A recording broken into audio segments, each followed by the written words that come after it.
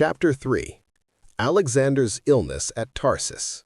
But Aristobulus says that he pulled out the pin of the wagon pole, which was a wooden peg driven right through it, holding the cord together. Having done this, he drew out the yoke from the wagon pole.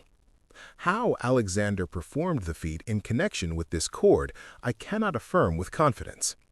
At any rate, both he and his troops departed from the wagon as if the oracular prediction concerning the untying of the cord had been fulfilled.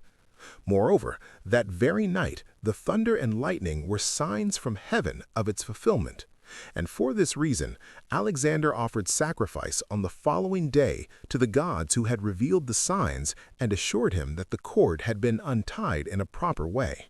The next day he sent out to Ansara in Galatia, where he was met by an embassy from the Paphlagonians, offering to surrender their nation to him and to enter into an alliance with him.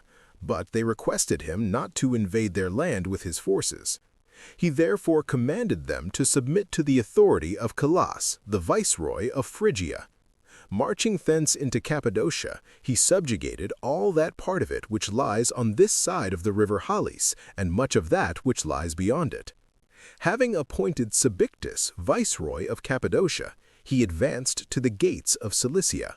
And when he arrived at the camp of Cyrus, who went with Xenophon, and saw that the gates were occupied by strong guards, he left Parmenio there with the regiments of infantry which were more heavily armed, and about the first watch, taking the shield-bearing guards, the archers, and the Agrianians, he advanced by night to the gates, in order to fall upon the guards when they least expected it. However, his advance was not unobserved, but his boldness served him equally well, for the guards, perceiving that Alexander was advancing in person, deserted their post and set off in flight. At dawn next day, he passed through the gates with all his forces and descended into Cilicia. Here he was informed that Arsames had previously intended to preserve Tarsus for the Persians, but when he heard that Alexander had already passed through the gates, he resolved to abandon the city, and that the Tarsians were therefore afraid he would turn to plunder their city and afterwards evacuate it. Hearing this, Alexander led his cavalry and the lightest of his light infantry to Tarsus with a forced march.